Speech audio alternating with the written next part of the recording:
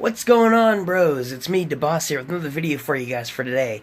Today, guys, I figured I would do a quick little, I suppose you could call it a review or a discussion of a game that I consider a hidden gem on the Nintendo DS, which is the system that this game is on. This is a game that I've, been talking about with some people in some Facebook groups, and it's from the Pokemon series, and I personally love this game. I grew up with this game when I first got my DS when I was a kid, and I absolutely love it. However, I was surprised at the number of people who haven't heard of it. The game, of course, that I'm referring to is Pokemon Ranger, aptly named for the Pokemon Ranger series. This is the first game in the series that came out in 2006, obviously on the Nintendo DS. A lot of you guys out there seem to be more familiar with Shadows of Almia, which is the second game, and Ranger Science, which was the third game.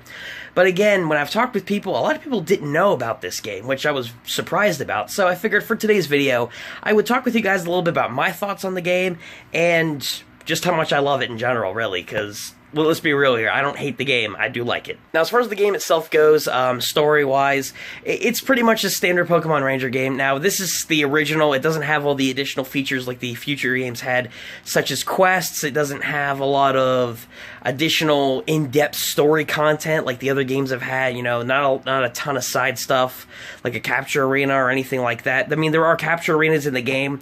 There's 4 separate capture arenas in 4 different sections of the Fire region, which is the region that you explore, which I think was a better system than the way Shadows of Almia did it, which it was more challenging, but I thought it was more creative to have each arena a certain way for each of the different areas in the Fire region, so I thought that was a good touch. But the story is essentially a more run-of-the-mill story for the game, which I think still works well, especially for a game that came out in 2006, where you essentially join the Pokemon Ranger frontier, I guess you could call it, in Ringtown, and the whole game is essentially you and various allies and friends that you meet throughout the journey, stopping a group called the Go Rock Squad from using a super styler that they built and stole at the beginning of the game from Professor Hastings, if you guys know who he is from the series. They want to use it to awaken 3 legendary Pokemon, the 3 main Pokemon, I guess, are they cats? I don't know.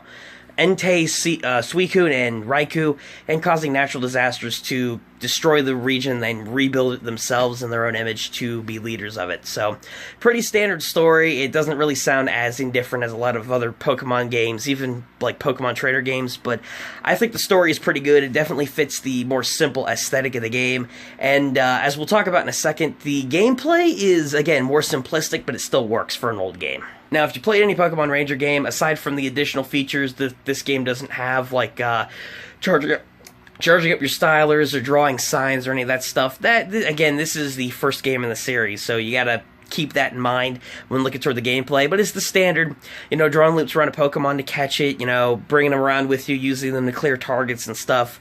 Think of the mechanics that you know in the most simple possible way from Shadows of Almia and Ranger Signs, and that's essentially the gameplay for this game. It's really the same stuff like you do in the other Pokemon Ranger games, but again, it's a more simple form of it.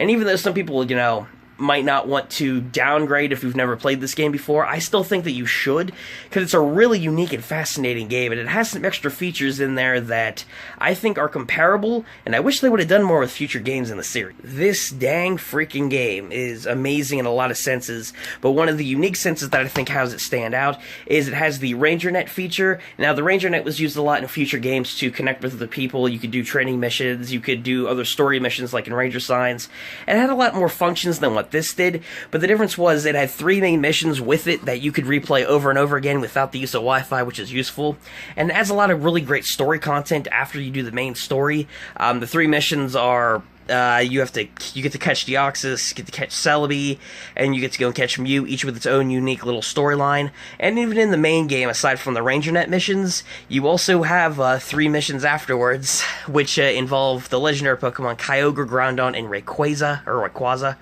which, again, I think, to me, that signifies that the missions are really cool in themselves, and I'm really glad they added that extra content in. But I also think that ties into the Gen 3 games, which coincidentally came around the same time as this game. I think it was a little before those games came out. It was like 2004, 2005. I mean, Heck, Emerald's like one of my favorite games ever, so I should know this. But, you know, hey, whatever. But yeah, I think those games are connected in that way. But that's really cool additional stuff they added to the game that I wish they would have had more of in the future games. But another great thing about this is that there's a secret Manaphy mission that you can play, which not only is it a great side mission to play involving Manaphy, but it also connects back to the main story, which... It's a bit annoying if you don't have a copy of the game. There's a code that you have to enter in on the menu screen. If you enter in the code and it doesn't work, unfortunately, chances are your copy, if you bought it used or something, never had the code put on it, which means the best you're gonna have is either you get another copy of it that has the code, or you have to watch the gameplay on YouTube. I haven't tried it with mine yet. I have no idea if it works or not. So, but either way, I think it's just a really cool added function to it, and I think all these factors just make this game amazing, in my opinion.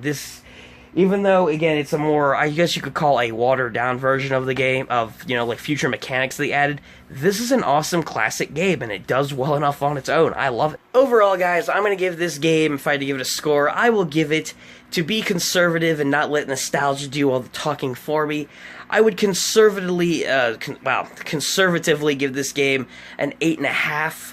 I didn't want to give it a 9 because, again, you know, it's not a perfect game by any means. There's a lot of great stuff that I think goes really well with it, but there are some things in there that, you know, just hold it back from, like, being perfect. Really, no game is perfect whatsoever, but, you know, and I don't want to let nostalgia cloud my judgment, but I also didn't want to give it an 8 because I felt like that was a little low, so I'm going to go with 8 out of 5, 8.5 out of 10 for my final score. But either way, guys, hopefully you guys did enjoy today's video. In the comment section down below, let me know what you guys think about the original game. Have you ever heard of the game? Have you ever played it? What do you guys think of it? Do you like it? Do you hate it? I know some people love it, some people are like, meh. But I want to know from you guys. And thank you once again for watching. If you guys did enjoy it, give it a like, subscribe to the channel if you're new, with that bell notification to catch my future videos and live streams if you do so wish. And again, comment down below your thoughts and feelings. With that in mind, guys, I'll see you next time. Peace out, bosses.